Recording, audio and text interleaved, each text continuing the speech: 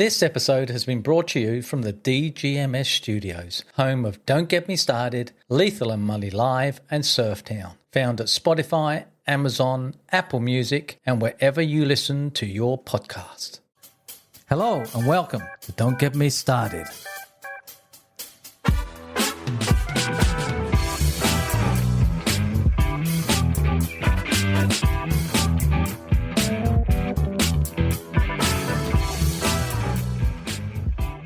It's the mother of all podcasts with Keith and Lee.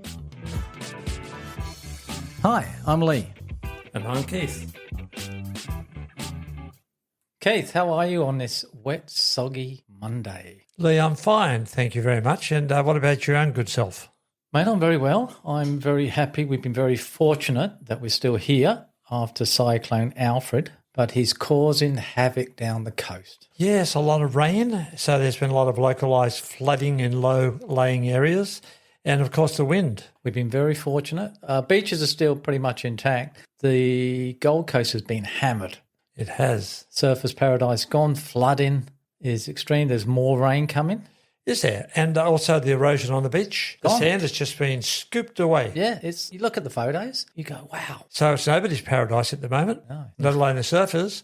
Although it was before the cyclone came in because it whipped up massive swell. They were out there towing each other into waves of Burleigh Heads, Kirra. Some of the fabulous surf spots of the Gold Coast were at their best. I thought I heard our Premier say that there was a wave measured at 11 metres. Possible. 30-odd feet. That's massive. Yeah, well, it depends. Certainly as it approached the beach where it would break on the sand, or as the sand lessened it as it came towards the shore, I doubt it would be that high, but out there in the open ocean, measured on the buoys, possible. Yeah, very crazy. Not that big. They get bigger waves down in Tasmania than that. Madness. And they surf them down there as well. On the Gold Coast is getting out there to them because there's so much water pouring through when the waves break heading towards the sand that it's almost impossible to paddle out underneath it. So a lot of guys go out in the deeper water and go around to where the waves break on surf skis or rubber dinghies, and they get out there and then they catch the waves from that point. Well, we've had a few dingbats that go out before the hurricane hit and had to be rescued. There's a few around that hasn't got a brain to bless themselves. Well, there's more than a few. I think there's a whole breed of them, and they're everywhere. I mean, there's always floods, right? And what happens? Somebody will drive their car through a flood, and of course they get swept away. It's madness. I remember last time going down a road and all of a sudden the water appeared, and it scares the crap out of you because you're thinking, all I can see is water everywhere, not a drop to drink. And your car can skid on that. You can lose control. Well, you've seen today, you must have seen it, all the cars going around the roundabouts, they're whipping their backsides out because they're just going too fast. Are they? Cheeky buggers. Mate, fancy whipping their backsides out. I did that in the van this morning going up the hill, Noosa Hill. And you survived, you didn't roll it? Thankfully. You've got to be aware, and fortunately, as I said, we have been spared. Yes, we have. And I hate rain personally because I just find it an inconvenience. But I know the earth needs it to replenish and to fertilise everything. And, of course, water is life. If we don't have it, we're all in trouble. I'm just thinking it from a petty, selfish point of view. I just hate getting wet. Well, it's all going to be washed down to the ocean eventually. Yeah, and it's all part of the water cycle. So eventually it'll go back up again. It'll go up there into the clouds and come back down in precipitation in due time, perhaps again next season. There'll be another cyclone. And hopefully it'll hit, or at least it will be off the coast of the Sunshine Coast, Noosa, where we are, and just push through massive swirls for us to enjoy for a week. There's 300 homes I read this morning in Queensland, New South Wales without power, and has been for the last few days. 300 only. I would have thought there'd been more because a couple of days ago they said something like 300,000 people without power. So there must be a lot of people in those 300 homes. Yeah, it's probably 300,000 homes without power. It is, yeah. What did I say, 300? Yeah. Anyway, look, I actually have been inside a building with 20 stories high that could house thousands of people. But at the time I visited, there was only 2 people living in. Well, a lot of left, which is good. Lismore, they're just starting to go back now because they've been evacuated. Noosa had it's going to be windy. No, the disaster of a strong wind wind, excessive rain causing local flooding where people are isolated, didn't really hit us. But where we did feel the effect, besides overcast, dull weather and rain, was in the supermarket, because people were warned that there was a possible disaster coming, so go and stock up. Now, that's fair enough. Go and do it. But what has happened, I think, is that our supply lines have been cut off. So a lot of people can't get what they want in the supermarkets because it can't come up from the city. Brisbane is an hour and a half south, and that's where a lot of our logistics come from, and those guys aren't getting through. So we're going to have to wait a few more days before you can go there and get your favourite cornflake. Well, a lot of them are wondering, like, I couldn't wait for Alfred to come so I could get into all my goodies that they had stored away and kept. Incredible. I went there and got a few bits and pieces, and it was like pre-COVID. The shelves were empty. The people in there wasn't aware of what they were doing or where they was going. They were slamming into one another. They were knocking stuff off the aisles, trying to get past one another. It was chaos. What do you think was the main product that was very hard to get and was not on the shelves during this crisis? The usual. So there was water. Yes. There was toilet roll. Yes. And what's the other? Oh, any frozen food. Yes. Gone. Baked beans. They were still there. A lot of vegan. I couldn't find a Foods can of baked beans to bless myself with. Yeah. Guess what else was hard? It was almost impossible to Milk, get. eggs. Correct. And this one's Bread. This one's a little bit bizarre. Flushable wet wipes. And I heard one lady saying there, and she's foreign. She said, about time some of the Aussies learned to wash their bums afterwards. They finally found out. A friend of mine used to work in the Sunshine Coast Airport. And years ago, Queen Elizabeth from a country somewhere. I heard this. Where did you hear this from? Well, a friend of mine worked there. Anyway, when she was passing through, she needed she had something else literally passing through, and she had to go into the ladies. And of course, I guess back home in Buckingham Palace, they've got servants to press the buttons for you or pull the chains, whatever they have, I don't know, but apparently she didn't quite know how to do it effectively, and so the royal organic deposit was left floating at the bottom of the cistern or the bowl. And some worker came in afterwards just expecting it to be nice and clean, because this lady who is royal must have class, and the place would be spick and span. Apparently it wasn't, and there was the royal deposit, and so that was scooped out, and I believe it's still on display down there somewhere in a jar. Oh, please. So these people who call themselves royals, maybe they're the ones who went and got all the flushables off the shelves in the supermarket. Oh, hang on, we don't have any royals in Australia. I feel really queasy now. You're tempted, aren't you? Right, Keith, so we're getting up to our normal stage where we get sidetracked with what we really want to do. Now, you've come up with a very interesting topic this week. Yes, well, we just had a topic recently that we discussed about how to survive in a dog-eat-dog world. And one of the things that we spoke about was that you have to have some self-respect, some self-dignity where you will stand up for yourself and not allow others to push you around or roll you over. Now, the context of that was that it would be in negotiations where people would try and get the advantage or use you so that they could be the person who comes out best on top. So there's a friction there. There's a confrontation there, a conflict, but it's psychological, if you like. So I've been thinking about that, and I thought, well, what if the confrontation was physical? What if you had to hit somebody? What if you had to smash somebody? What if you had to actually kill somebody? Is there a time when that is right? Very unusual from you, Keith, because you keep telling me that you're a lover, not a fight. I'm a half-baked romantic who doesn't know his left hand from his right. So, jeez. but I'm not an aggressive man. I'm more of a gentle sort of soul of sorts. I don't know what the hell I am. But you, Lee, grew up in the south of England. Some of the streets in your town were mean. You had to know how to use your fists or you'd cop it. Took a bit of time of plenty of beatings along the way and being picked on. And in a council estate where we said before, we've got big families, not 1, 2, 4, 5, 6. I was one of 8. Every time you went out, there's always a confrontation. There was always a scuff, whether it's a playful one or it gets into a real fight. And of course, once you grow up to that, it becomes perfectly normal because you expect it. So it doesn't become a fight. It becomes a way of life. Survival. Now, that's a key word. Keep talking. We'll come back to that. So again, you had to learn and when to fight. And the fight or flight syndrome started very early. So you think, there's no way out. I'm going to have to do this. Otherwise, I'm going to get crucified. Or you turn and run. If you turned and ran, what would that do to your reputation around town? There was no reputation from when I grew up. Yeah, it wasn't like, he's a scaredy cat. He's just going to run off. Don't pick on him because he'll just run away. There was nothing like that. There wasn't any reputation. It was survival. Every time I walked out that door, I knew knew the moment I stepped out into the street or around the corner, there would be some confrontation, because that's what it was. It was always there, brooding. It's like in the UK pubs. Some pubs you walked into, you could feel the atmosphere. You could just feel it, and you know it's going to break out. And I grew up, obviously, with a few families, and they took that aggression and that fight all the way through their lives. They didn't know what else to do or how to channel it another way. So it was only because I got involved with different people that showed me a different way of doing stuff. Otherwise, I probably would still be the same, where I would not reason with what's in front of me. I would react. That is the thing. So once you go, an explosion, it always used to last anywhere 30 seconds anyway, then it's over. But I knew from an early age, if I didn't stick up for myself, I'm going to get done. So it was survival. Now, that's a strong word. So if you weren't able to hold your own in a social setting with violence, you would cop a beating. Yeah, see, the word violence, now that conjures up a whole different viewpoint of what I grew up with. I didn't see it as violence, it was survival. But it is violent. If you walk into a pub for a pint, but all you get is a punch, that's violence. You don't just get a punch, mate. You get a glass in the face. And a kick. You get a woman's high heel. A woman? Pushed into your ear when there's a massive fight going on. There was a lot of darts in the UK. And so the end of the year, they have a big presentation of everybody. I'm going back now 45 years. I was going to say 10. No, thankfully. And we went to one, and then a fight broke out. Now, it wasn't only the men fighting one another, it was the women. And I remember just going, whoa, what's going on? And I felt this crash against the side of my face. I turned around, and I'd just been smashed with a handbag. Literally.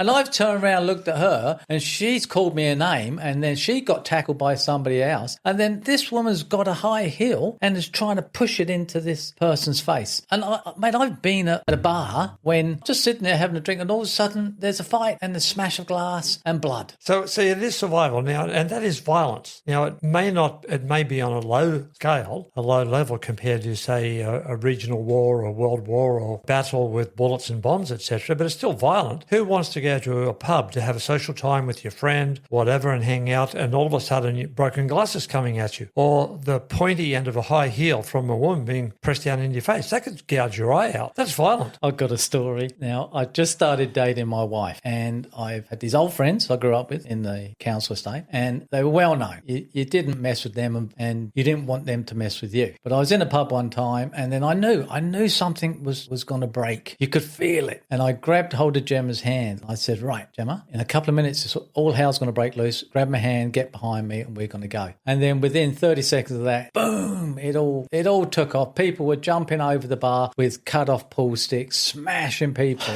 around the back. There was blood flying everywhere. And Gemma was like in a state of shock because she hasn't seen anything like that before. And for me, I'm thinking, I know what the best thing to do. I'll run away from this one because I don't want a bar of it. Yeah. There was all that happening and more. Now, not that that's a regular occurrence, but I'd say 7 out of 10 times it would be off. And I remember with my old mate, if you're listening, I don't think he will, Sean, I stopped probably 8 fights from going from one place to another place. He wanted to start a fight and I had to stop it. And I'm saying, mate, he's had too much drink. He doesn't know what he's saying. Just leave it alone. Like, it's all good. We're moving on. Good record, Lee Gandy. I'm impressed. Well done. I didn't want to get beaten up. Sean was in no fit state you would have copped it for sure. I would have copped it. Now, I understand, and well done. But I have a question for you because we're talking about the right time to fight. So you're talking about survival here. If you go out in that social setting, such as you have mentioned, and you know that something's going to happen and the way to get away or escape is blocked, what are you going to do? You're going to wait and see what happens, or you're going to rise and strike first? Well, again, that's whether you're streetwise. What would you do? Or you're aware. Say you weren't there with Gemma, and like I said, you know that you're going to be involved and you couldn't avoid it. What would you do? Well, it's who comes at you. That's the thing. And it's how you handle that first one. Because when there's a mass brawl, everything's happening. I remember again, all I wanted to do was to go out, have a drink and meet girls. Easy. No, not with my crew on that. They just wanted to fight. We wanted to get into a nightclub. And anybody who are listening in Kent, you would know the nightclub. It's called Frank's and it was in Margate. And we were waiting to get in and the bouncer wouldn't let us in because of Sean. Because Sean was overacting again. And Sean was saying to the bouncer, there's not enough of you guys here. I want more. You bring up more of your mates? And then it was on. And then I had a few other mates there. I'm not going to name their names. And then it was on. And then, it was just mayhem. And I thought, then I'm done. I'm done with this because it's too much. So I was always aware of what was going down. I was always looking out for it because I've grown up with it. So I didn't embrace it. I hated it. But let's go back to my hypothetical. There's a fight coming. You're going to be involved in it. You can't avoid it. Would you strike first or wait and see what happens? Yeah, well, the thought to me said, always be the first to strike. I believe so. I can speak from personal experience. I've been involved in 5 fights in my life. I've always struck first. I've never won them. I don't think there is any winners though, Molly. I haven't won a single fight. I don't think there is any winners at all. I've had confrontations here, road rage, you know it, and I've had 3 confrontations, and all 3 I wish I would have just driven on. But because of the aggressive nature that is brought to you, what are you going to do? And being called a see you next Thursday right in front of your face, and he's literally nearly spitting on your face. I mean, what are you going to do? You're going to take that and go, yeah, okay, back off. And so, it's a tough call. As far as I see the world, and this is a massively simplistic way to look at it, there are realists and there are romantics. Now, the world is, of course, much more complex than that, but basically covering human nature, you can put them into one of those 2 categories. Now, that's a very long bow to stretch, but people are either, I think, tend to look upon life romantically and think, oh, well, we're all brothers and come on, shine on your brother, everybody get together, let's love one that's another lovely, Molly. Keep right going. now, and, all we need is love. Yeah, all this sort of stuff. And write poetry. We're all in a great mixing, melting pot. And then there's others who just go, oh, bugger that guy over the hill, he's got some things I want. I'm going to go over and invade him and his tribe and take all the resources and get richer. I'll become a bigger Khan, a bigger king, etc., etc. So there's the world can be divided into that type of human nature, I think. Well, I believe, actually, and I know that you're oversimplifying things, but it seems to me that those who are in the romantic side of there must be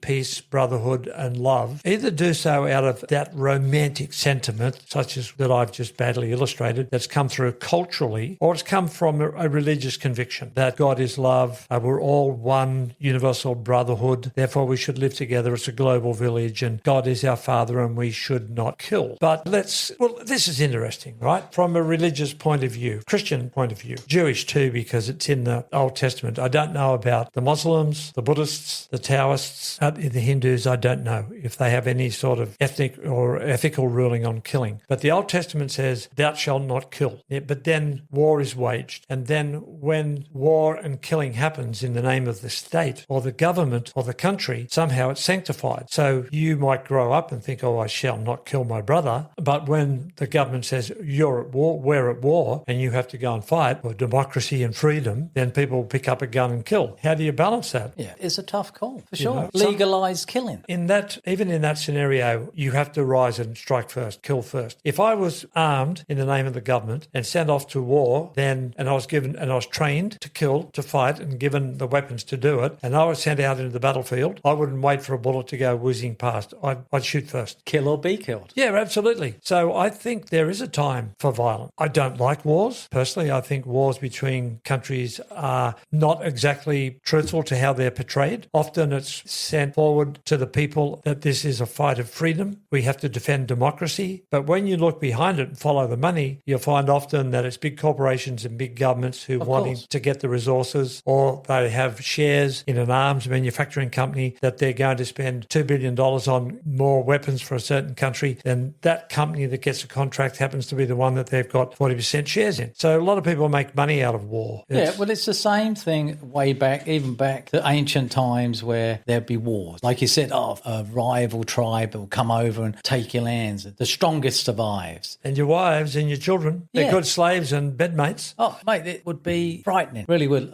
Genghis Khan coming at you, would be frightening. Yeah, well, one of the best things you could hope for if he came at you was that you could be enslaved or killed. Because, actually, the way that the Mongols killed a lot of people, they trampled them to death under their horses because they were great horsemen. They showed, in many cases, when they sacked a lot of the cities as they swept across the steppes, the Eurasian steppes. They got as far as Baghdad. Did you know that? I think they even got as far as the coast of Israel. I'm not sure. I'd have to check that. And northern Iran and also into Western Europe. The Mongols were massive. And also under Genghis Khan's grandson, Kublai Khan, they had a shot at Japan and also Java, Indonesia, and they conquered China. Anyway, I'm off the topic here. So if they attacked your city and you didn't surrender, they would just wipe out everybody. yeah, different time entirely. I went to a castle. It was the Coeur de Lion's castle in France, and they had all these spears and the weapons of war. And the weapons of war were made to cause as much damage to your person as possible. It was barbaric. It was barbaric. Absolute perfect word for it, because it wasn't a pretty death. At least today, if they drop a thermonuclear bomb on you,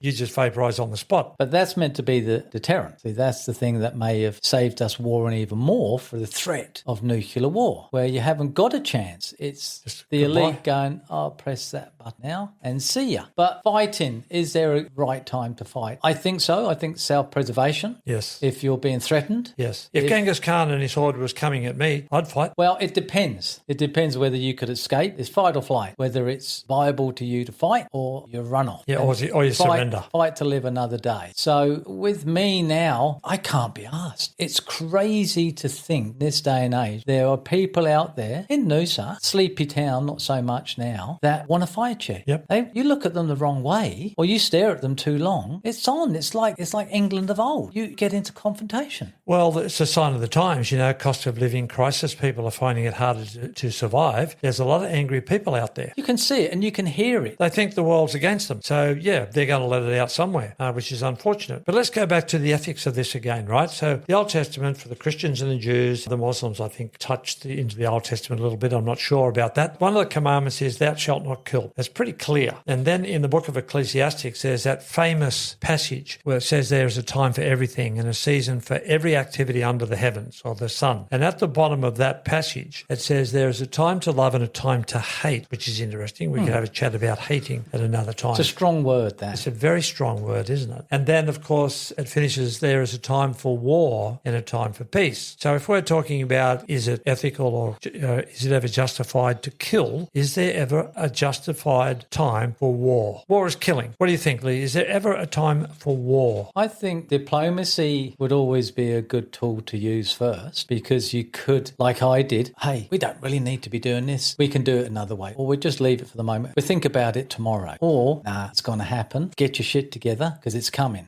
Well, I'm going to back the horse up against your door again. Here, Lee. Yes. So you live in a nice, friendly country. You've got a good economy. You have good agricultural land, vast agricultural land. And in the hills at the end of the agricultural land, there are minerals. Next door to your country is a big, powerful country that has a large industrial base and a larger population. And they're looking over the border all the time at your agricultural land and all the minerals and resources in your hills. And there's a change of government, and you, keeping an eye on the time, can see that their military is building up, and then they're making noises about taking over the resources of other countries. And you can see that their military is starting to maneuver and look and aim towards you. Now, as the leader of that country with a considerable army and arsenal at your own disposal, will you wait till that rotten government next door attacks, or will you strike first? Or, I know what you would do. You'd line your army up at the border and say, you shall come no further. Yeah, I think that would be the best thing to do, because you go, well, if you're going to do this, I'm going to close that down. This day and age, that would have happened. Not really. You wouldn't think that, but it did. So you had to react to it. Otherwise, you're just going to get overrun.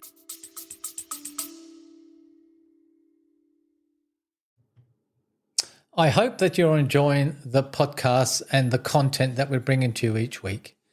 I want to take a moment to invite you to support the show. Your contributions help us continue creating high-quality episodes, bringing in exciting guests and exploring the topics you love. Every bit helps, whether it's a small donation or signing up for our Patreon account. By supporting us, you're not just helping keeping the lights on, you're becoming part of our community and helping us grow. To show our appreciation, we offer exclusive perks, behind-the-scenes content, and so much more for our supporters. So if you love what we do and you want to see us thrive, please consider signing up at buzzsprout.com/Don't Get Me Started. Support the show. Thank you for being part of our journey, and let's keep the conversation going.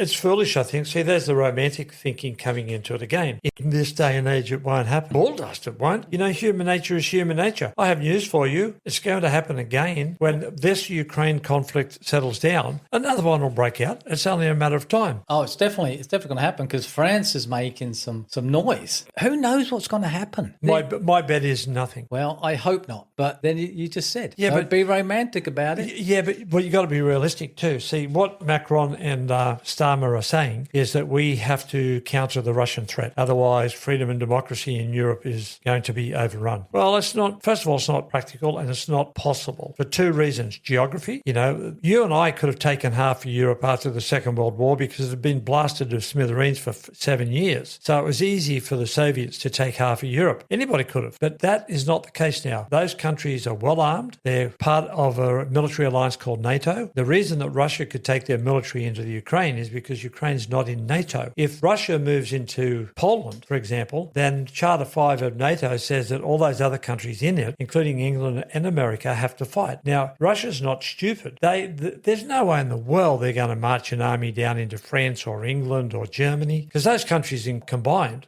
Well, the thing is that now Russia, they thought, was the second best army in the world, and they're not doing too well against Ukraine. So that holds a lot of, what would be the word? Holds a lot of creed that it won't happen because of what's happened in the Ukraine. But I still am going to sit back and go, probably won't happen because of that, because it still could. Well, of course it's could. Anything's feasible and possible. I think reading the geopolitics that are happening at this moment in February 2025, and also looking at the geography and the military alliances that exist at this time, it's highly unlikely. If there's ever going to be a hot war after this one, it's very possibly going to be in the Pacific involving China, and who's going to be number one in the world, China or America? That goes back into the Thucydides trap. Have you heard about that?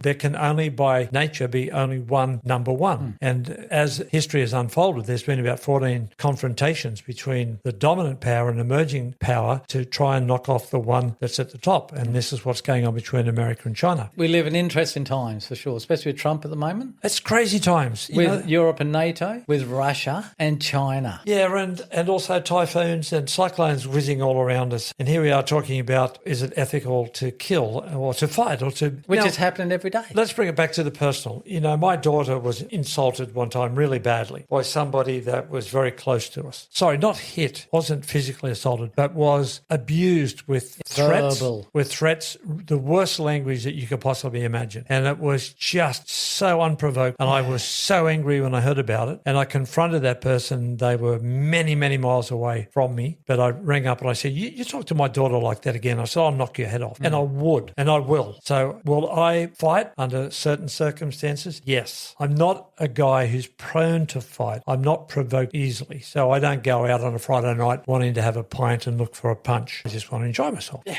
But I will fight. I tell you what, though, if I had to fight at war, I would only do it if I knew that my country or family was under threat from what I perceive to be an unjustifiable threat. I would fight then. But if the government rang me up tomorrow and said, I want you to go to Ukraine and help Ukraine because big bad Russia is evil, I'd tell them to go and get nicked.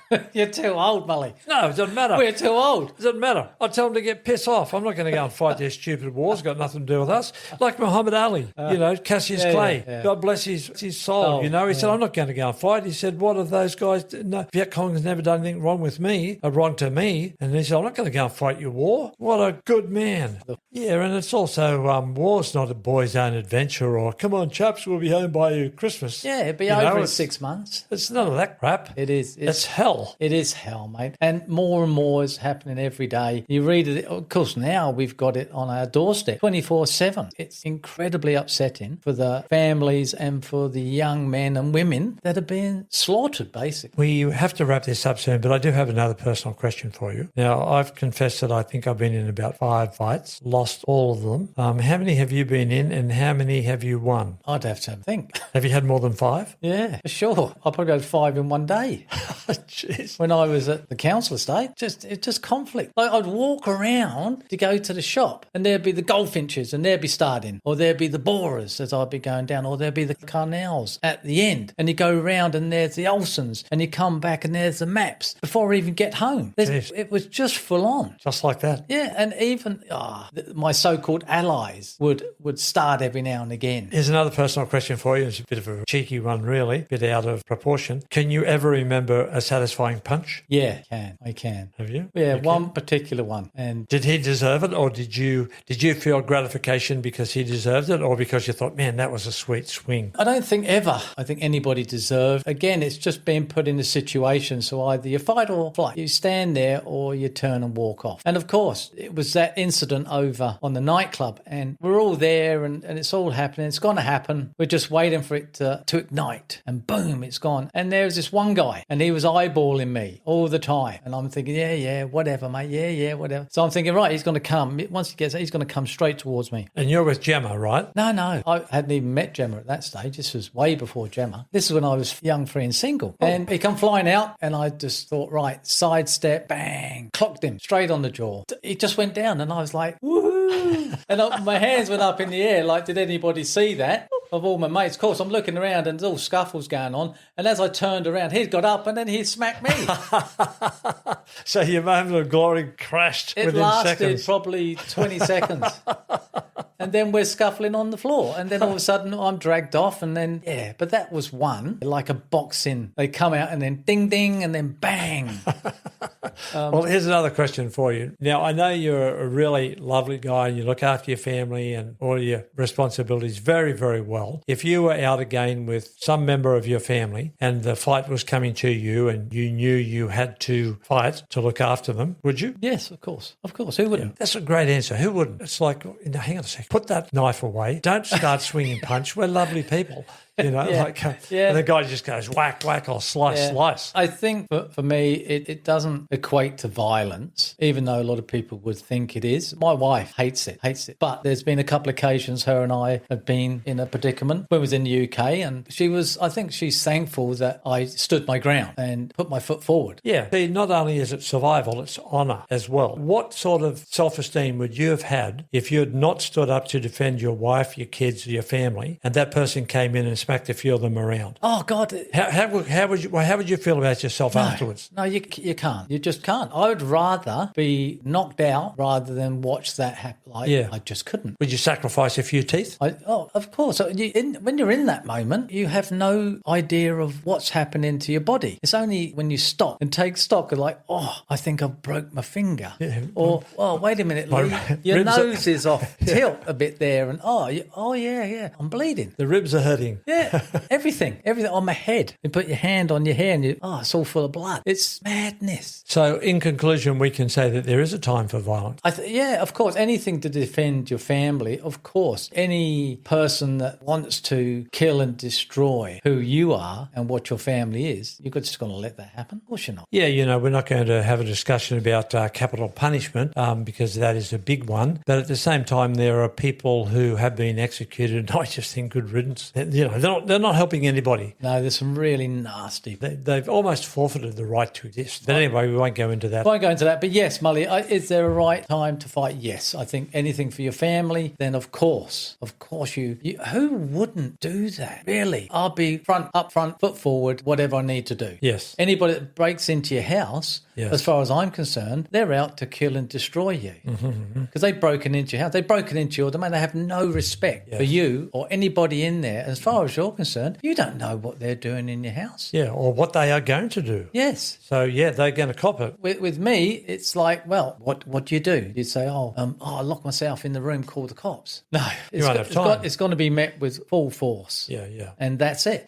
So we go back to Ecclesiastes again. There is a time for war. There is a time. time. And hopefully, mate, you and I won't be seeing it in our life. I think that what they're saying is that there is justification to be violent if it's special circumstances. Yeah. And may it be, Lee, that we see interesting times rather than warfare, and that we live our days in peace and we can enjoy all that is good before us. It's been an interesting topic because it's stirred up a few emotions and memories of how you used to live and conduct yourselves, which is funny. And I remember talking to you before about, so, okay, Molly, we've got this. How far are we going to go with it? Because there was a different mindset that I could have come in with concerning of how it was for me generally to be not a violent person, but to live in and around violent people. Not a good thing. No, it's not a good thing. Well, you're in a good place now, Lee. You've got a lovely family, you've got good friends. You know, the weather and the country is good to you. As an ex-UK citizen, we're happy that you've chosen Australia and not gone to Argentina. Ex-UK. Or even the US.